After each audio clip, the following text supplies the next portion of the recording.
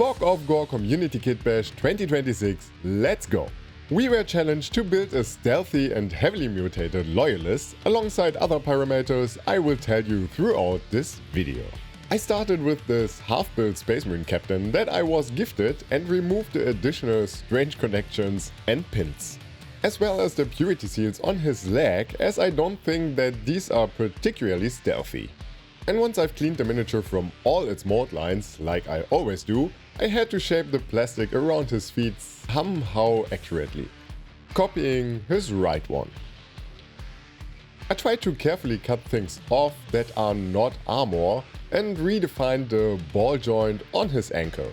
I didn't want to overdo it since it's only his foot, and if I mess up here, there will be a plant conveniently placed there since he won't step on it being stealthy and such, obviously. Some precise cutting and scratching later, the Imperial Aquila as well had to go.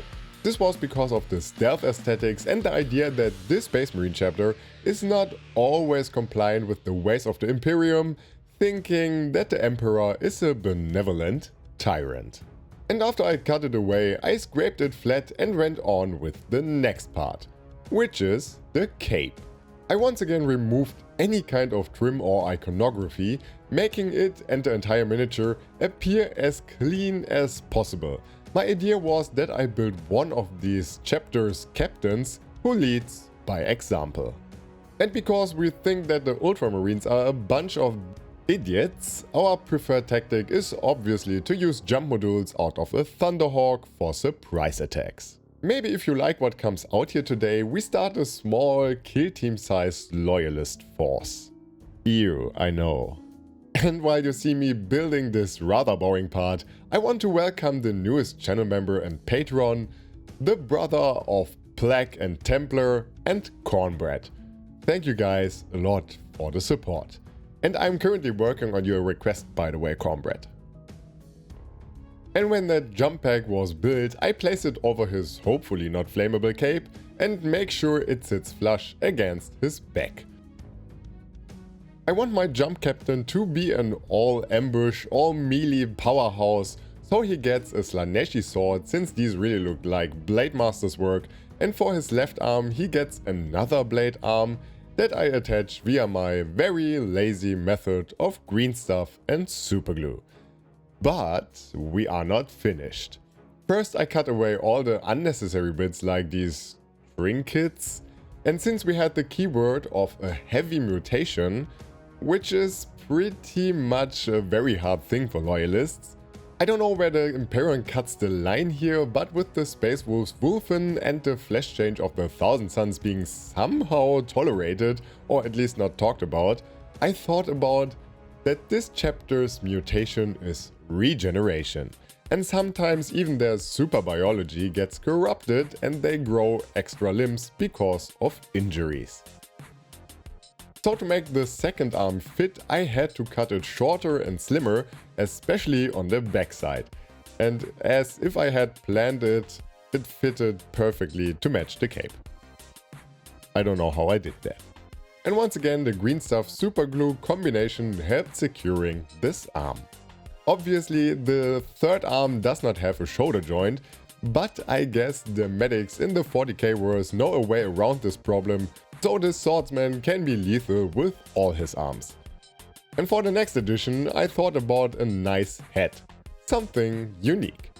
Some month ago, I kitbashed the Emperor's Children from Ethan Sean, or however he is pronounced, and I guess now is the time to use his helmet. My plan is to have this miniature in a slightly angle, so I make his head look a little bit towards the sky.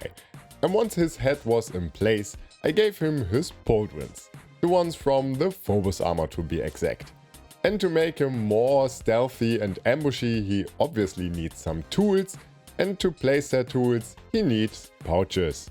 So I gave him pouches. One for his thigh armor, pauldron and chest. For his base I used the special one from something special sniper marine guy, because I just had it laying around. I placed the rest of the green stuff and the rhino's door on it in a slightly angle and glued the captain somehow cool looking onto it. And when that was done, I started painting. Instagram said I shall paint him in a stealthy kind of way, so I started with Abyssal Turquoise on Dark Sea Blue, which I just slopped all over the miniature. After that, I slowly added neutral grey into the mix and got brighter and painted this mixture onto every surface that aims upwards or gets caught by the light. These are especially the pauldrons and chest areas, but also his left foot. And when that was dry, I used wolf grey to get even brighter and mixed it again with Dark Sea Blue to edge highlight some parts of the miniature and also painted some reflection-like patterns on his chest and his gorget. For his helmet, I thought I'd go with a greyish white, and to do this I used neutral grey once again in a more or less dry brushing motion, only touching the most raised details. I used the same grey to paint his cloak or cape, and this time I slowly added Dark Sea Blue, turning the color scheme a little around here. Same colors but very different results. And once that was done, I highlighted his helmet with wolf grey and white and again repeated that on his cape. To give this miniature a little more color, I went with a classic look of blue and brown. So the pouches get a 50-50 mix of dark rust and burnt red. And the three blades get a 50-50 mix of Pro Acryl Silver and Dark Silver, as I don't wanted them to be as bright as a pure silver would make them.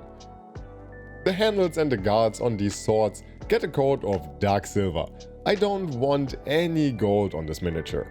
As this marine seems to be a close combat enthusiast, he needs some more chipping. So I again used Dark Rust to paint some tiny stipples all over his armor on places it might get damaged. And when that was done, I paint all over these parts with bright silver again, creating this chipped look. And after that I highlighted the pouches with Elfic Flash, because it's not a paint job if there is no Elfic Flash involved. And then I paint his eye lenses with dark green followed by Scorpio green and yellow green for the most inner part of the eye lens itself. But now we're coming to his jump pack. I mixed Abyssal Turquoise and a little bit of Jade and wet blended more and more white into the thrusters the closer I got to the, well, bottom of it, creating this sense of heat, finishing it off with some edge highlighting. And when that was done, I mixed the browns and greys I used to create the base and call him done. And here we have him, the three-armed ambush predator captain that jumps out of Thunderhawks, at which he always looks forward to. The biggest brain breaker for me was to get a heavy mutation that can be overlooked and is not a sign of chaos. And I think the pose of this one really emphasizes this without stealing the focus. It somehow looks natural, and when I look at this miniature, it is not that obvious that he has a third arm. And I think it's also because of the colors you people out there chose, so thank you for that. And I already had a sneak peek what the host of this event, Fog of Gore, as well as two other creators called Audrey Steyer and Whohammer have created, so check out their videos as well. And I am very curious what the whole community came up to. And I'm especially curious about the lore of this chapter. Since I'm not the biggest fan of one and done things, I would like to do at least some more with this blue marine here. So if you people are interested in seeing this grow and become a kill team sized troop with some additional members, I would love to know. And of course, the kit bashing in this community shall not be over after these videos. So if you have created or want to create a member of this chapter, feel free to reach out, join the Discord, show your creation, paint it or not, and we shall see each other in the next one.